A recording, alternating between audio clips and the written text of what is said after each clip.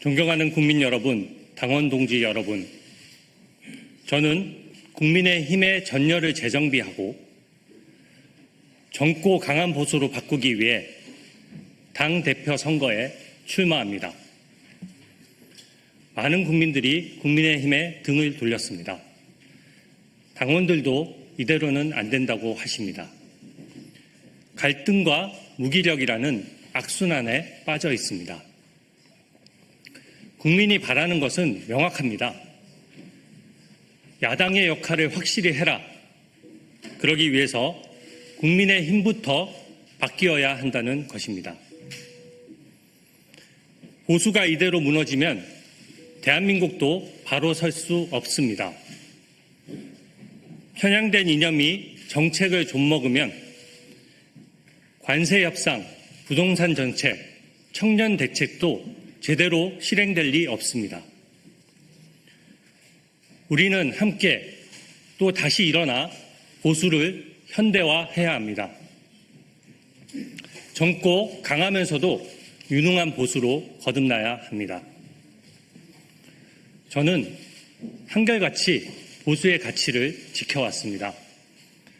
박근혜 대통령 탄핵 국면에서 모두가 등을 돌릴 때에도 저는 청와대에 끝까지 남아 맡은 바 소임을 다했습니다. 문재인 대통령 지지율이 70%를 넘을 정권 2년 차에도 저는 환경부 블랙리스트 사건을 원칙대로 수사했습니다. 그때도 지금처럼 온갖 협박과 공격에 시달렸지만 권력의 눈치를 본 적이 없습니다. 어떤 외압에도 굴하지 않았습니다.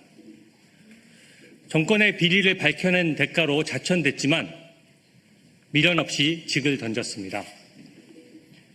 변호사 시절 문재인 정부가 검언 유착 프레임으로 언론사를 공격하며 폭주할 때 저는 불이익을 무릅쓰고 약자인 기자 편에 서서 언론 자유를 위해 함께 싸웠습니다.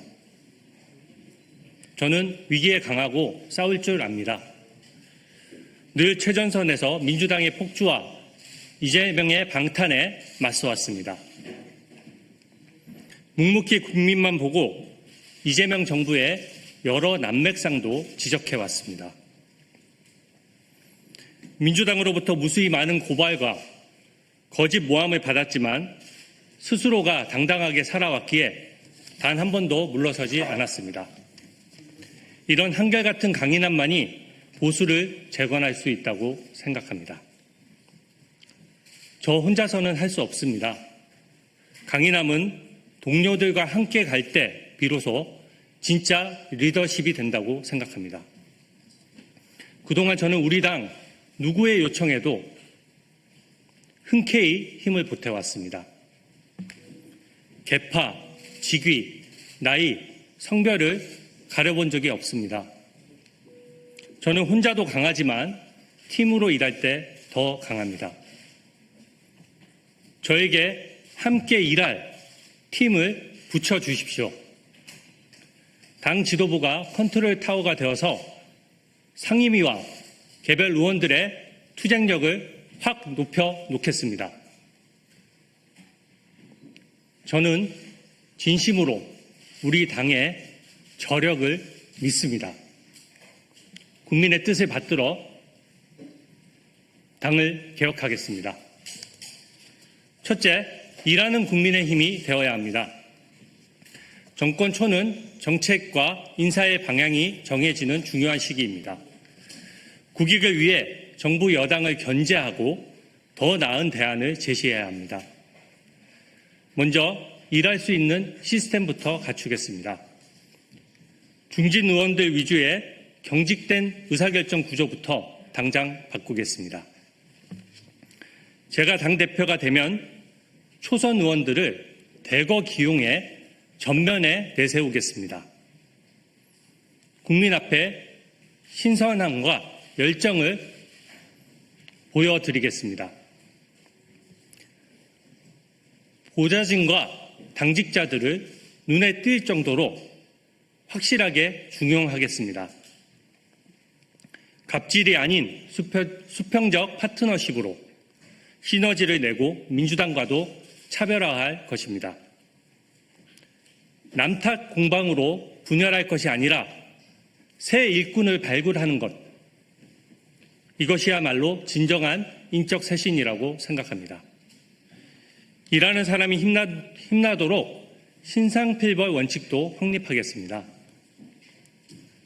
제가 당대표가 된 후 일어나는 해당 행위에 대해서는 그 누구보다 단호하게 대처해서 기강을 잡겠습니다. 둘째, 민주당과 차별화된 정책으로 대한민국 미래를 지키겠습니다. 특히 청년 대책과 지방 균형 발전에 집중하겠습니다. 청년에게 빚을 떠넘기는 데 급급한 민주당은 절대 못할 일이기에 우리 국민의힘이 해야 합니다. 대기업의 20대 비중은 불과 2년 사이에 25%에서 21%로 급감했습니다. 청년의 사회 진출이 늦어지면서 청년의 이해관계를 대변할 통로는 점점 좁아지고 있습니다. 청년 일자리와 주거 문제부터 해결해야 출산율도 회복될 것입니다. 국민의힘은 2030 세대의 절박한 목소리에 더 귀 기울여야 합니다. 청년의 권익을 대변하는 그런 정당이 되어야 국민의힘의 미래가 있습니다. 지방의 인구 유출과 수도권의 과밀화는 정말 심각한 수준입니다.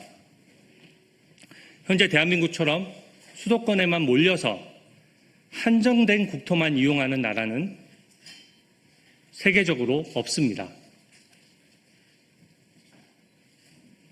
지방에 양질의 일자리와 인프라를 많이 만들면 수도권 과밀화도 막고 덩달아 수도권 집값도 잡을 수 있습니다. 획기적인 수준의 지방 균형 발전이야말로 대한민국의 경쟁력도 살리고 국토도 고루 활용하는 길이라고 확신합니다. 셋째, 민주당은 절대 하지 못할 개혁부터 추진하겠습니다. 차별화 전략입니다.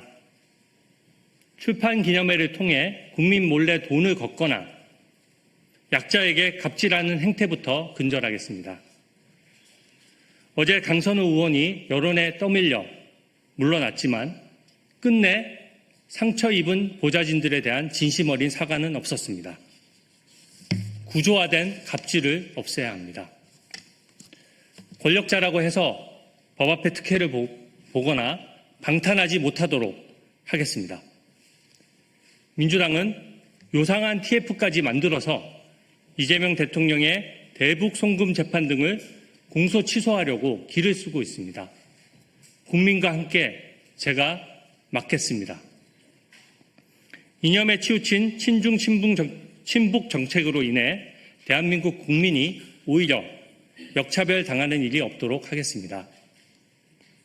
외국인이 우리 국민의 세금을 부당하게 빼먹을 수 없도록 각종 제도를 패키지로 손볼 것입니다.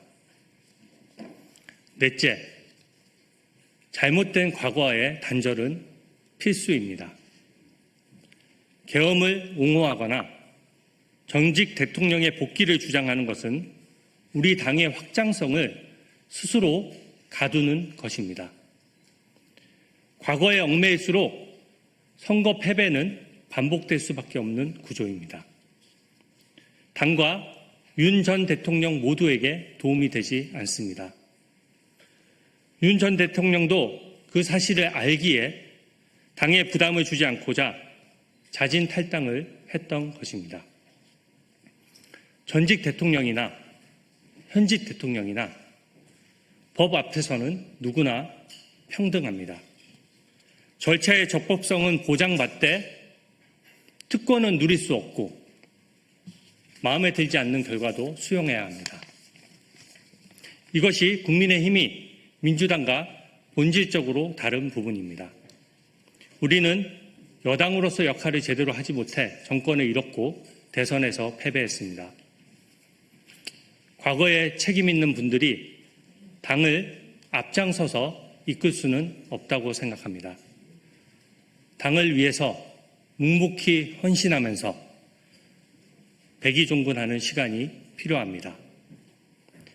그렇다고 해서 인적 청산만을 강조한 나머지 당이 쪼개지거나 개헌 저지선을 위협해서는 안 됩니다. 정치는 현실입니다. 개혁은 민주당의 독재를 막고 국민의 자유를 지키기 위한 수단이어야 합니다. 이재명 정부와 민주당은 거대 권력에 취해서 야당 없는 독재국가, 대통령 재판의 공소 취소, 사법체계의 장악과 대통령 연임까지 꿈꾸고 있는 실정입니다. 자기들이 고른 특검으로 내란과 외환 프레임을 마구 더 씌워 국민의힘을 해산하겠다고 합니다. 민주파출소를 만들어서 평범한 국민들의 SNS 활동까지 고발하고 수사기관은 권력자가 아닌 국민을 수사하고 있습니다. 이런 민주당의 폭주 상황에서 개헌 저지선까지 무너뜨리는 것은 역사에 죄를 짓는 것입니다. 저는 민주당에게 독재 방탄의 꿈은 빨리 깨시라고 당당히 말씀드립니다. 제가 가장 앞장서서 우리 당과 국민의 자유를 지키겠습니다. 저는 진심으로 대한민국과 우리 당이 걱정되어 나왔습니다. 나라 걱정에 밤잠이 안 온다는 분들이 많습니다. 저는 국민의 눈높이를 금과 옥조로 새기고 당원들과 함께 뜻을 모으면 해낼 수 있다고 판단했습니다. 사랑하는 우리 당을 반드시 재건하고 젊고 강한 대표가 되겠습니다. 보수 정치에 젊은 새바람을 불어넣고 세대 교체를 이루겠습니다. 경청해 주셔서 감사합니다.